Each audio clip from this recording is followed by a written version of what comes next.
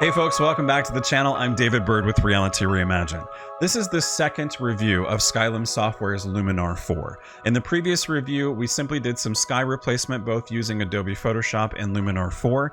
While in Luminar 4, we did some artistic enhancement to the image as if we were going to be delivering the file to the client only using Luminar 4 to change the sky and do the artistic enhancement. Today's video, we're going to take a studio portrait image. We're going to do a full retouch in Adobe Photoshop. We're going to use the standard methods of frequency separation, dodging and burning, enhancing the eyes, and then we're going to take that final product into Adobe Camera Raw and just do a little bit of polish. Then we'll take the unedited image into Luminar 4 and do a full portrait retouch, then compare between both images to see which software does a better job. Before we dive into Photoshop, I would like to ask for your help in growing this channel on YouTube. If you like the content you find in this video review, please like the video and consider subscribing to the channel. When you do, it lets YouTube and the vast audiences on YouTube know that they can find great content, great education in Photoshop, photography, software reviews, and beyond. If you do subscribe, make sure to click the bell icon so you'll be notified when new videos and content go live to the channel every week. Thank you so much for your support. It means the absolute world to me. And now let's dive into Photoshop and begin this journey and this final review of Luminar 4.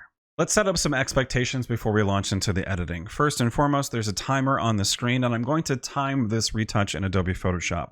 Not so I can compare how quickly you can do it in Photoshop versus Luminar 4, but to demystify the idea that doing a decent portrait retouch in Photoshop takes a long time. Professional retouchers will take hours, if not days, to do a professional retouch because the output and expectation of that file goes way beyond a wall portrait or a social media file or something small in expectation.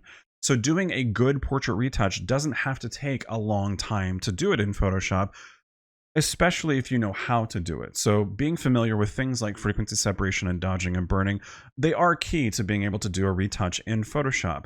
Luminar 4 is being billed as something that is fast and efficient using artificial intelligence. So you click a few buttons and it will do the work for you. In all of my travels of photography and education and digital artwork in software editing for photos, I have found that AI just can never truly replace the human being. It can help you out in certain elements, but ultimately you're going to spend more time working with limited controls of AI to overcome the issues or to create the artwork that you want instead of just doing it by hand. So I'm going to time the process just so simply folks can see that ultimately it doesn't have to take that long. I'm also going to speed up this part of the video while I do the full retouch in Adobe Photoshop simply because it will take probably about 20-ish minutes or so, and I don't want to bore you to death with all of that, so this video won't be that long. So I'm going to start the timer, and then I'm going to populate the layers for frequency separation, dodging and burning, and so forth. This is an action of my own design and making. And then once all these layers are populated, then I'm going to simply speed up the video so you can see everything as we go. So Photoshop is going to populate the rest of the layers now and put them all into the different groups that we need for frequency separation, dodging and burning, enhancing the eyes. The timer is running, and here we go. Sit back and relax and enjoy the full retouch in Adobe Photoshop.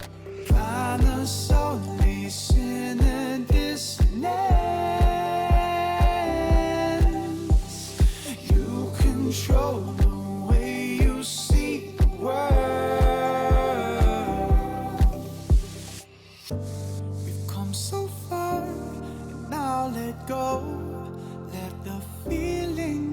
its toll.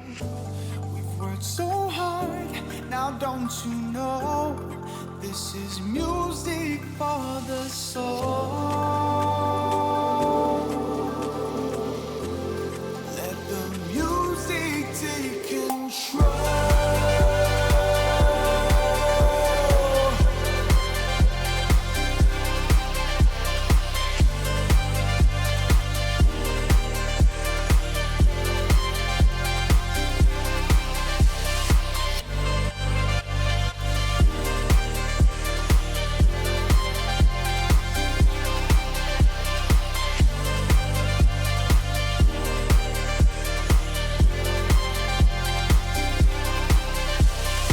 Okay, so we're done, and let's take a look at the timer and see 9 minutes and 43 seconds.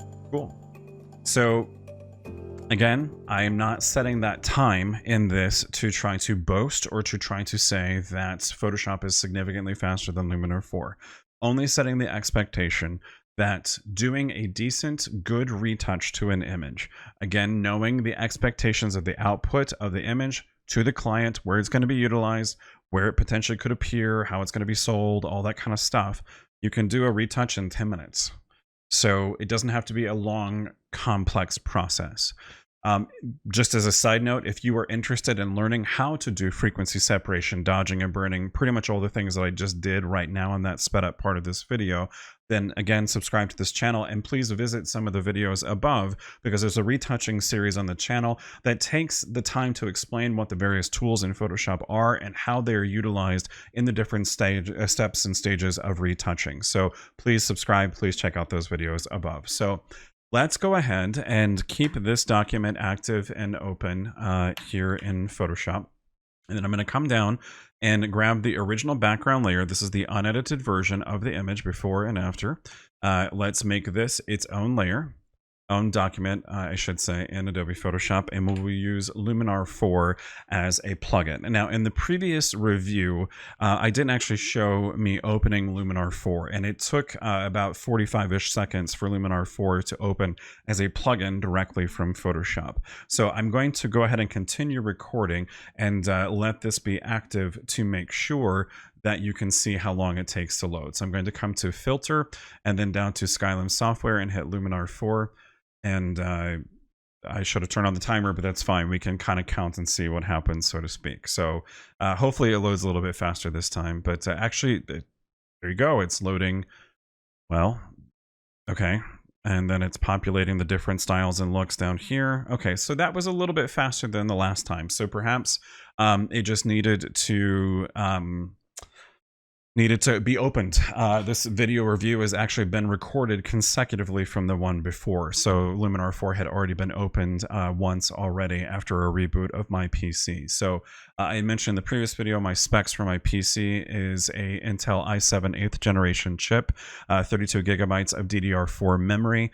I use a NVIDIA RTX 2060 Super with 8 gigabytes of memory on board as a video card, and then 3 SSD drives. So my computer is pretty fast and is optimized for especially doing things like digital retouching and so forth, because Luminar 4, one of the things when I had done my very first review in November 2019, one of its problems was the software was lagging considerably, especially with top-of-the-line machines. So that has definitely improved from the past. We're in version 4.2 now of Luminar 4 with different elements that were added into it, new enhancements for AI technology. Specifically speaking for portrait retouching, what was added into Luminar 4 was a couple of options called Slim Face 2.0 and Shine Removal. And overall facial detection and the master machine learning cache was improved, which should improve the speed and efficiency of the program itself. If this is the first time you're looking at any of these reviews on the channel, let's just take a very brief moment to kind of give you an explanation of the interface of Luminar 4. At the bottom, you have different looks for Luminar 4. These are essentially just recipes and presets that you can populate so that you can do a retouch very quickly to your image and give it an overall look. And these recipes are simply made up of adjustments that come from these 4 basic tab groups. You have the Essentials, Creative, Portrait, and Pro. And under each one of these tab groups, you have options where you can do certain things. You can also build up elements onto layers, similar to what you do in Photoshop. I have not really interacted with the layers yet, and that's something that I might explore and take a deeper dive into Luminar 4 if you all are interested. So if you are, please let me know in the comments below if you'd like some further explanation of the software, further demonstrations, looking at layers and beyond, and so forth. So what we're going to do today, we're first going to start, I think, where is it at? It's under the Portraits tab. So we're going to start with the AI Skin Enhancer. Again, this is the AI coming into play, looking at the image and trying to evaluate. I'm zooming in so we can see her face because that's where we really want to focus for these elements. So I'm going to check AI Skin Defects Removal and then increase the amount and let it kind of do its job and see what we see here. So I'm seeing some definite sharpening to the details and so forth. It looks pretty good. So we're going to take the shine removal up. There was some shine on her right cheek because of the one strobe in the scene. I don't think it was that bright because highlights and shadows helped to establish the three-dimensionality of the image. So it's not something that I fully want to remove. But if you had a subject that had a lot of oily skin or isn't wearing makeup, then that would be an option here with this slider to adjust that. You have a mask where you can mask out the different options, as we found in the first video review. Just recently, the brush engine and the masks are a little bit difficult to work with. So we're not going to use the mask today. So let's go down to AI Portrait Enhancer. So again, under the idea that this software is marketed heavily as using artificial intelligence to provide a one-click solution to problems or to retouching needs of the image or to challenges like replacing skies. And of course, it gives you different tools to refine that. So it truly is not, the expectation is not set that you should just click one button and voila, your picture is done and you're good to go. You do get the options to work with it, and there's many different controls, but it is all being driven by the artificial intelligence understanding the image and trying to do that for you. So, face light just makes the image a little bit brighter. We don't really need that. Red eye removal, we don't need. Eye whitening, let's go ahead and do that because that was one of the stages that we did in the image. So I'm going to bump it up to roughly about 50%. I think that's just a little too bright. We're going to scale it back just a tad. Around 40 is okay. Eye enhancer, let's zoom in just a little bit more. And can we go in even further? There we go. Let's look at the eye enhancer and see, this should be adding details to the iris of the eyes, which it's definitely doing. And we're getting some play on the outside of the iris itself as far as the pixels being sharpened up. So it's going outside of it a little bit. So I think, true to the name of it, it's trying to enhance the entire eye.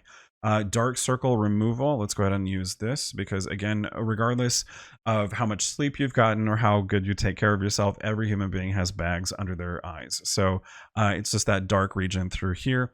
And the dark circles removal is just really trying to sample the color, from what I can tell, and just kind of feather it up into this area. I would prefer greater control, and we could certainly use the mask to try to work with that. But that's why one of the reasons why I like frequency separation, because you need a little bit of shadow detail here at the bottom of the eyelid to designate that it's an eyelid. Without the shadow, then it just looks flat and the image does not look real or believable. So I'm going to bring the dark circle removal down just a little bit more, but it seems like we have to go up pretty high to get over some of those color issues of the dark circle removals. So I don't want to go too far to remove those shadows that we need, so I'm going to leave it at 50. Slim Face 2.0. We're not going to use this, but I'm pretty sure it's just the liquefy tool. So it's just going to liquefy the face because it's using facial recognition, which is something that was improved in version 4.2 for Luminar 4. We did not do that in the previous version of Adobe Photoshop, so I'm not going to do it now. Enlarge eyes. Again, same thing, liquefy tool, increasing it. We don't need to do that. We didn't do it before. But if that's something that you're interested in, that's a very cool artistic style right now. There's a fantastic artist. She's utterly brilliant. I love her work. Her name is Kelly Robitaille. You can see her work by looking at her name below and research her on Google, Instagram, Facebook. She does wonderful artwork, and she's got this kind of style that she's revolutionized, where she does this look for portraits of people where she turns them into look like dolls. It's very surreal. It's very interesting style. Very cool to look at. So if that's something you're into, there you go. Luminar 4 will give you the option to enlarge the eyes. Improve the eyebrows. It's just going to darken the eyebrows a little bit. We did that during the dodge and burn process. Lips saturation is going to, do its namesake and increase the overall saturation. That's not necessarily something that I would want to do at this stage, but when I took the image into Adobe Camera Raw, I did bump up the overall vibrance and saturation of the image. Byproduct of that is the lips get a little bit more saturated. Lips redness changes the hue of the color, changes the overall base color of the lips. It does tend to make it look a little bit brighter. We can darken it if we want to. So I gave it just a little touch of that. Teeth whitening, not necessary because we can't see her teeth in this image. And under AI Portrait Enhancer, we do have a mask here that we can work with in the program if needs be. So the high key effect is an interesting look, but again, that deals more with the portrait elements of changing the lighting to make it a high key image. And the Orton effect is actually a very cool effect to do, whether you do it in Luminar 4 or Photoshop, where you can give the image a really cool glow. And it's a way to use it to do a very stylized artistic look, but it's more indicative of something like a fantasy composite than what we would be doing today. So that's not something we need to explore here. Let's come back to the creative tab to just take a look through here. Was there anything that we wanted to do? No, these are all more portrait element, or I'm sorry, artistic and elements, not portrait. AI enhance and structure, these are the essentials. This is the sky enhancer, the AI accents. Those we're not going to explore. Structure, again, is, I believe, looking more at like a clarity boost to the image. But it is, yes, very much so. And it is also giving us a little bit of a contrast feeling to it. There is a dodge and burn option, and I believe it's under Pro. Here we go. So we're going to go to the dodge and burn option here, and essentially, the dodge and burn option doesn't give you layers to work with or a mask. It simply says start painting, and then you have the option here to paint to lighten the image, which is dodging, or to darken it, which is burning, and then an erase tool to undo what you did. You have something to control the brush size and the strength of the brush, which is really like the flow of the brush, and then an option to reset it, and you just start painting directly onto the image itself. I do not like this process, and I will just be straight up and honest. I don't like this process in Luminar 4. First and foremost, because you can't really see a mask, so you don't see the control. You don't have the ability to feather the mask and the controls that you would have, or a layer itself. We can do this as a layer in Luminar 4, but we're not going to. And again, with the layer, you can lower the opacity a little bit, but the brush engine is not as good as Photoshop. It's not horrible, but it's not as good, and you don't have the control. So let's change the strength. Also in Photoshop, you have the ability to use hotkeys to quickly change the flow of a brush or the opacity. Here in Luminar 4, thus far from my experiences, you don't have a hotkey for that. You have to come up and adjust that every single time. So without that control, I'm constantly changing the flow of my brushes as I paint and use them. And without that control, it's a little difficult. So let's go ahead and just start painting in. Actually, I want to start with darken because I always start with the burn and paint in the shadows. And I'm just going to paint them in the same places very quickly that I did before in Adobe Photoshop. So I'm actually going to speed up this part of it so I can do the dodge and burn very quickly so you can see this and see the effect. So sit back and relax and enjoy.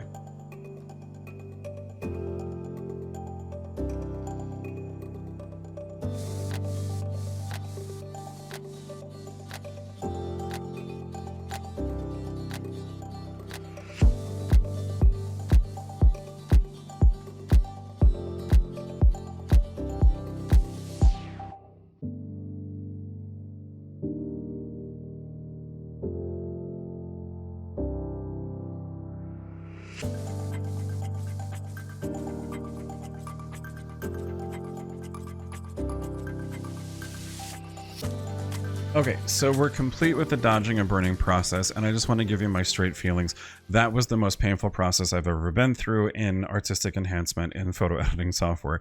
I'm being sarcastic, and I'm exaggerating, but the problem is, without a hotkey to control the flow of the brush, you have to constantly go up there and change that. Number two, anytime I move around in the document to see, I have to wait for the software to render the image before I can start painting. If I don't, then the painting tends to get heavier, go out of control. It doesn't look good. Half the time the rendering didn't catch up, and I just had to move the image around just so that it would actually show me the image in focus.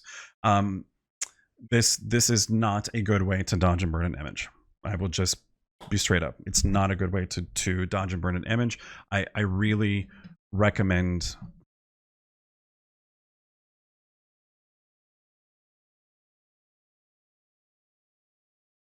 Okay, so we're complete with the dodging and burning, and I just want to give you my honest.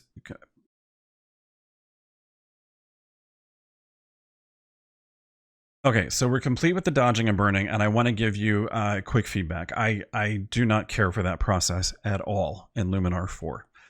It's very difficult. First, without having the hotkeys to control the strength of the brush, the flow of the brush, constantly have to go up and change that around. But really the problem was anytime I moved the image document around by using the space bar so that I can move around to paint, I had to wait for the image to render. And if I didn't, it put down too much paint because I couldn't see it. And a few times I had to just move it around because it wasn't rendering it. It wasn't showing me the image in focus so I could continue painting. It is not very intuitive. There's not hotkeys to do.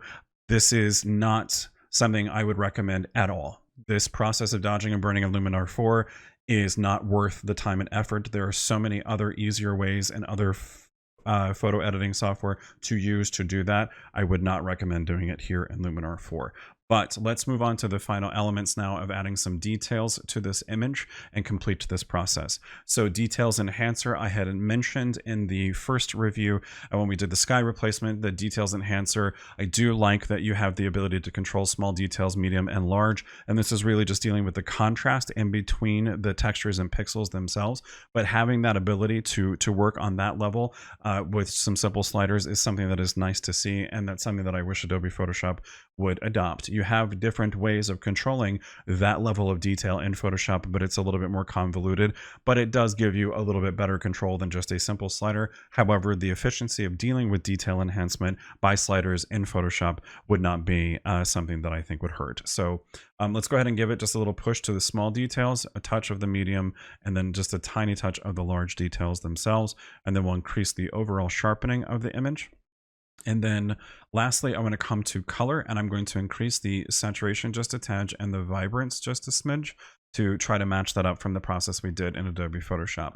So now I'm going to go ahead and hit apply and let this export out to Photoshop. As we found in the first video, the exporting process took a considerable amount of time, and we'll see if it's gotten any better because the software has been opened again and has been used. But at this point, it seems like it's still taking a while to do all of this to the file itself. So this is something that I believe I briefly talked about in the first review, and I'm going to talk about it again now, that one of the major drawbacks of Luminar 4 is how slow it is to respond to certain things like opening, exporting images, and ultimately the controls when you have to move the image around and do fine work to the image processing just takes entirely too long. And I know that you may think that, well, it only took a couple seconds. Are you kidding me? As you're working and consistently going through, especially when you think about the efficiency of speed in your workflow.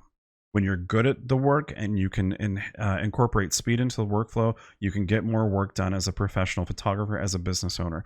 And to have to sit there and wait for the software to consistently keep rendering is just a deal breaker for me. So, but I do not use Luminar 4 as portrait editing.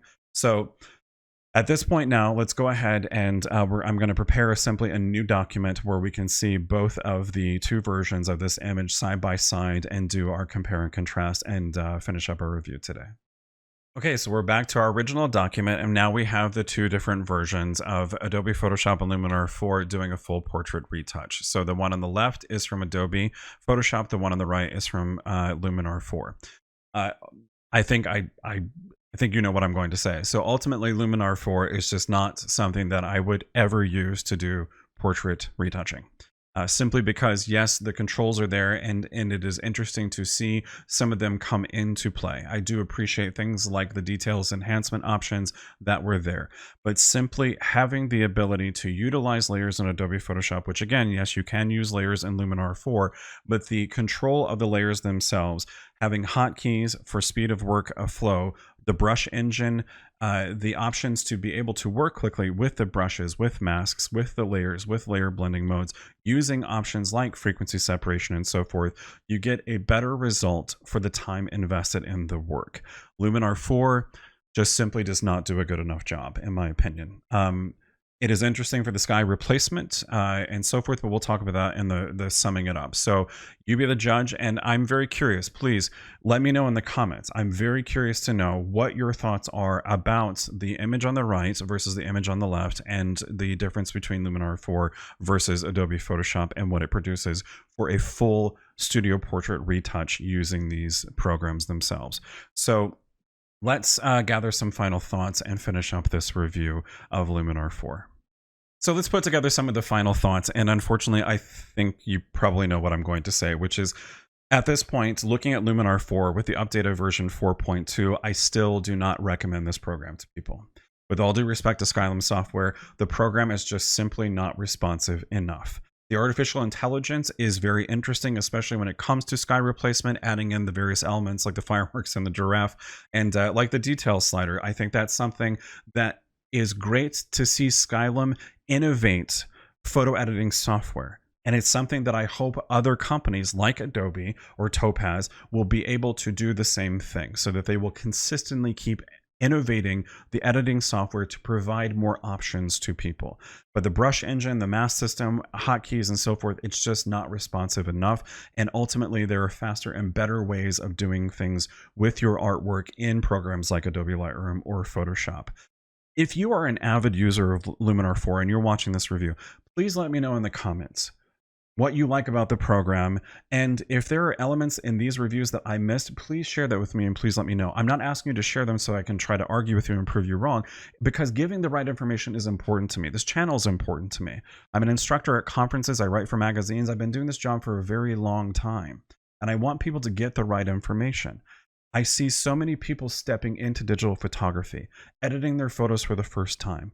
And it's important to me that they're able to utilize software that helps them realize their vision quickly, efficiently, accurately, and gives them great control. And I'm just sadly not seeing that in Luminar 4. I will continue to look at the software in the future as they do updates, and hopefully some of these things I've talked about will be improved. Again, if you have suggestions about the program and things I might have missed, please let me know in the comments below. And if you have liked the content of these two reviews, you like the information that you see, I ask you to help me grow the channel. Please like this video. Please consider subscribing. When you subscribe, you will, if you hit the bell, you will be notified when the new content comes to the channel. There is new content every week. We have a retouching series. We explore gelled photography. We have the shenanigans of the shop vlog, software reviews, and beyond. Thank you for going on the journey. Thank you for your support. And until next time, I will see you out there in the world of Photoshop.